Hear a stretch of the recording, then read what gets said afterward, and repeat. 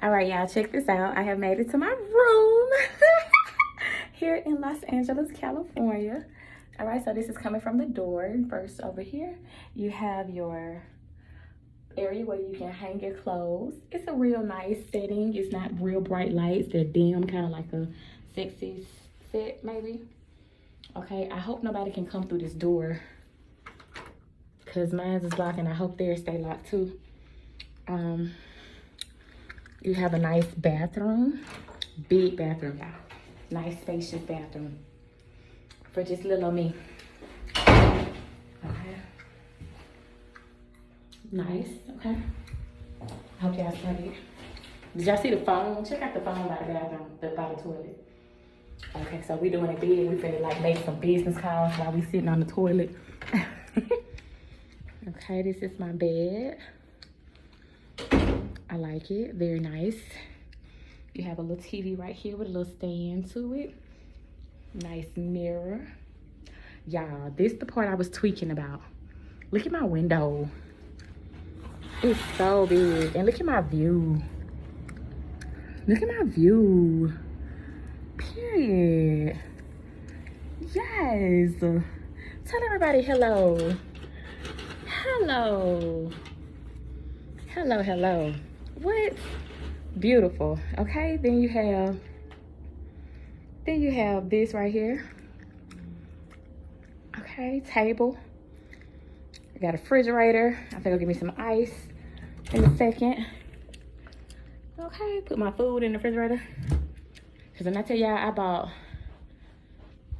a galore of Lunchables, I just did. I don't know why. I wanted to make sure I wasn't gonna get hungry on that bus. That was a 2-day drive. Okay, so I bought all type of Lunchables. Okay. I had made us some chamoy pickle kits, y'all, but my pickles got like real, I guess, dried out, like they shriveled up. So I threw most of those away. But I still got, that's a P3. You can't go wrong with a P3, that's protein. I got some Fuego hot Takis, some hot Cheetos. I got some chicken dunks, some turkey and cheddar.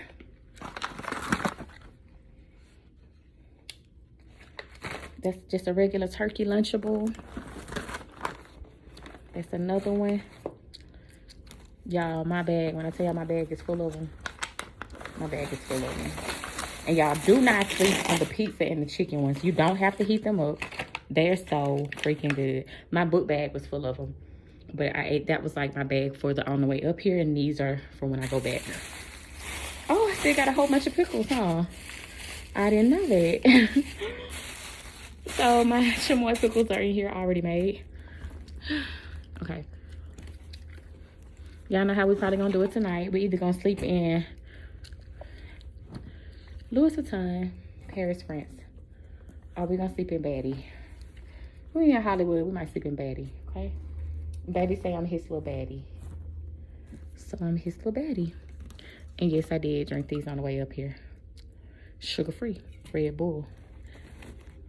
Okay, I mean, on those.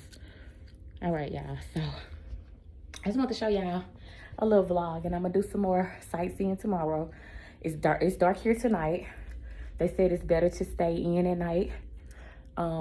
This is the downtown area. It's not always, you know, I'm not saying it's bad, but they told me themselves that it's not always safe at night. Due to certain homeless people being around, but they said the people won't mess with you if you don't mess with them. But I ain't gonna give them a reason to mess with me, because some reason I attract people bother me for some reason. I'm probably gonna go live and tell y'all like everything, or I might just go ahead and record it right here. But one thing I would say, y'all saw me go live last night. Y'all thank God that I'm here today. Yesterday was like really rough on the bus. First night was fine. I left home at night. It was fine. It was yesterday that's what I got on. And I had on these boots with it, y'all, the whole ride. Y'all see the boots? I had those boots on with it the whole ride. Those are the only boots I bought up here, so I won't have so much stuff. But anyway, like the bus ride. Y'all see my Hello Kitty? My pullover says Miss Kitty and my purse says Hello Kitty. All right, this is from college. I'm sorry. I don't know where I had y'all. I don't know if y'all was watching it. Miss Kitty. I handmade this along with some of my dance line girls when we was in college. It says Miss Kitty. And I bought the purse that says Hello Kitty. This says T Red What O. What O. Because guess what? We were the Tiger Red dance line. And when we used to battle dance, we was T Red What O. And I was Miss Kitty. See, I'm always who I'm supposed to be, right? I'm always who people have asked me to be. Not to mention in my old hairstylist, she doesn't do my hair now, I do my own hair. But my old hairstylist, is grandmother-in-law, was a 102-year-old beautiful sweet lady named Miss Kitty. When I used to have my hair short, the first time I made up in my own mind when I was in Huntsville, actually the beautician that did my hair in Huntsville at JCPenney's when I was working at JCPenney's made the decision to cut my hair into a pixie cut, so it was pretty and jet black and short. But the second time I cut it when I was staying in Mobile, Miss Kitty taught me into doing it because my hairstylist at the time had a short one, and she was like, girl, do what Stacy did and cut your hair out. So I did it. It was cute, but I wanted my hair to grow back out, so I grew it back out. But anyway, she used to keep it real cute. But yeah, so that's enough of the history. I want to live to see 102 and longer like Miss Kitty. And there was another lady named Miss Bramlett that used to give me some good old, and she was 102 as well. And she used to give me some good old advice. Miss Bramlett, she really was what made me open my eyes when I was staying in Huntsville. Like, if you ain't got the right husband, don't play with it. Get you somebody that God bless you with, and he's not gonna be hard on you. He gonna take it easy, and he gonna love you. And you know, I take a lot of wisdom from the old people, y'all. They all we have, right? Now, some of them ain't always right. Some of them have attitudes, but think about what they've gone through. So sometimes you just have to pipe down and listen. If you take in pretty much what you can take in. The rest, just pray for them and go about your business. We ain't got time to lose no days trying to go off on old people, okay? They got the wisdom. All right, so enough about me. Thank God for my mom, my dad, my sister, my brother. Thank you for Los Angeles. Thank you for a Greyhound bus.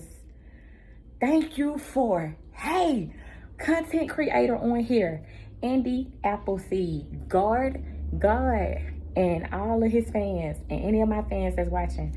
God, Andy Appleseed, right? Yesterday, I don't know what happened at 2 something in the morning. We didn't know about this stop. Most of the time when we stopped, they was like, okay, you could take a 10-minute, you don't have to. But all of a sudden they stopped around 2 something and was like, we need to clean the bus. We got off at a Greyhound that was probably supposed to be closed down because nobody that was there but the people that was on our bus. And the man that worked at the front desk and a lifeguard. And I mean, not lifeguard, security guard. And the man that is the co-driver to our bus, our driver, had took the bus and went on by his business. And I guess he was supposed to be cleaning it.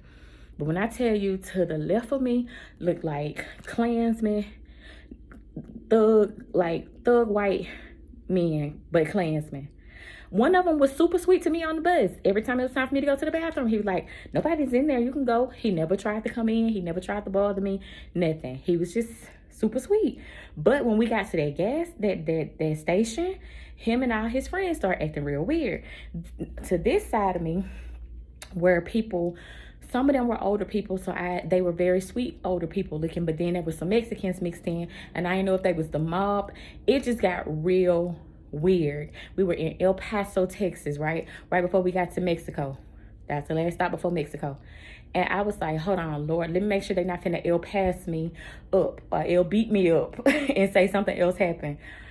I went, and when I went live, like, I was talking to everybody. I was talking to my family. I was talking to my cousin who stays in California, and she was talking me through it. And then I went live and started talking, and I was like, Lord, ain't nobody gonna come to my live. I ain't been live in a long time on YouTube.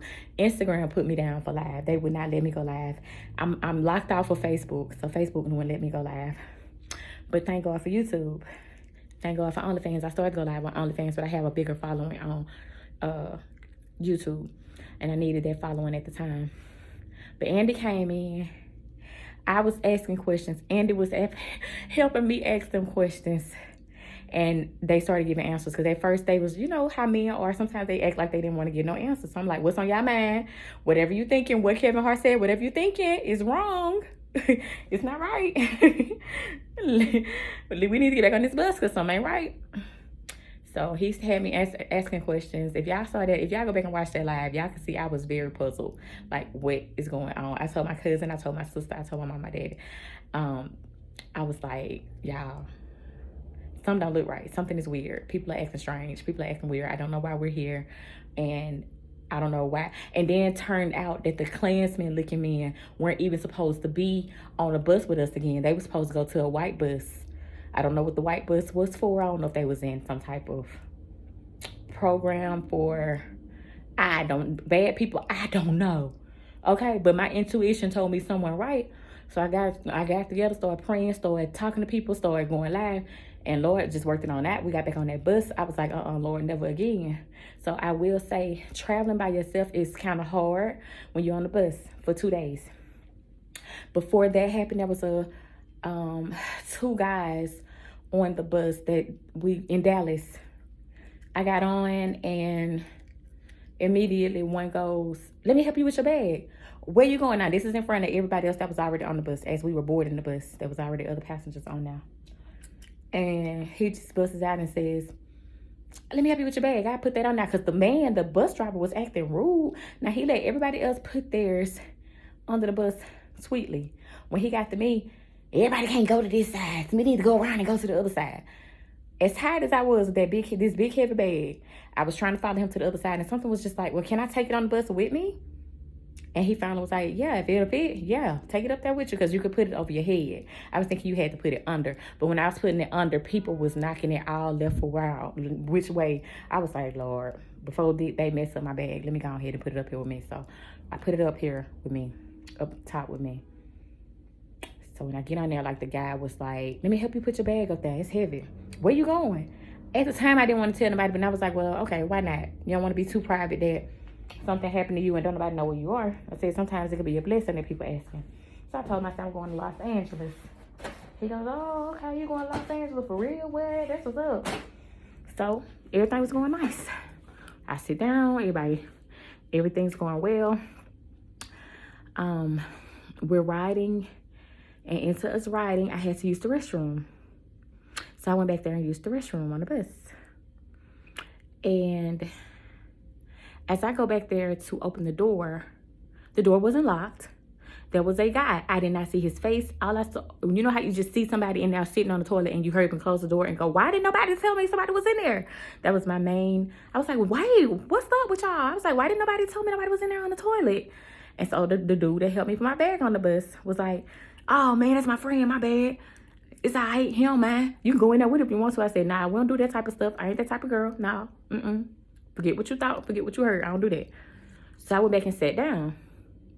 And I was just up there just kind of like casually talking to my surroundings and talking to myself, talking to God. Like, why would they not tell me that there was somebody in there on the toilet? And why he just sitting in there, wiggling his legs and everything.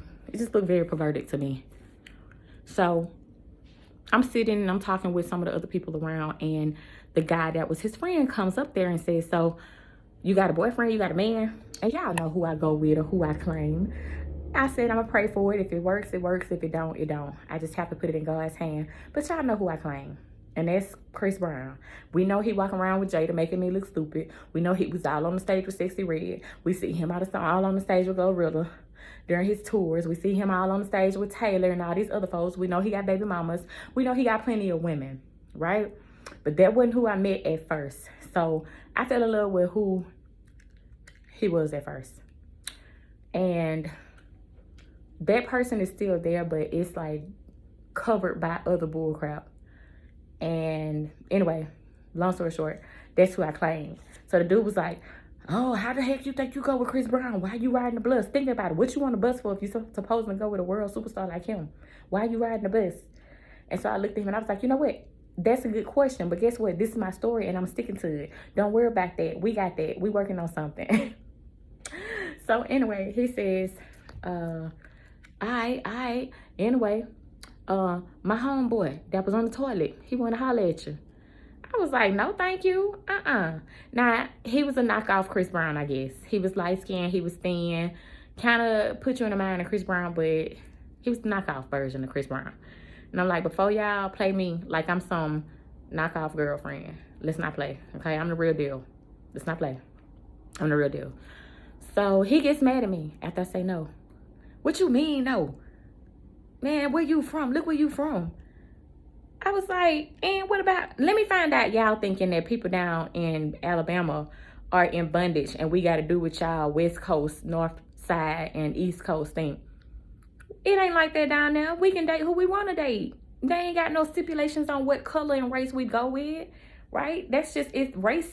Racism is all over the world. It's not just one person, y'all. It's not just in one city. It's not just in one state. It's all over. So don't ever get it twisted that we just all in Alabama and we got to settle for who we can get. There are a lot of people who go with movie stars. That was Halle Berry. I don't know if she or Eric Benet, somebody got family in a part of Alabama, a part of Mobile named Carl Pritchard. And they both came down here a few years ago when they were in a dating thing. I don't know if they ever got married, but yeah. Y'all know Young Blue from here. He got his own girlfriend. I don't think she's into the you know, Hollywood business, but he got his own girlfriend. Like, y'all, literally, people are living down there in Alabama, like, just like everybody else. Yes, it is smaller than Los Angeles. It doesn't have as many dreams as Los Angeles. I'm trying to find out how to turn on this. Yeah, hold on. Let me shine my little light. But anyway, yeah, y'all, that's what he said. And I was just like, man, I don't know what's up with him. He just seemed like he was trying to be devilish. Oh, my whole freaking flashlight came loose. And that's what helped me out the whole time I was on that bus. But I got one on my phone, thank God. Oh, I like this one so much. Look, the devil got mad that I was able to use my flashlight. And then screwed it. Okay, how do I turn on this flashlight?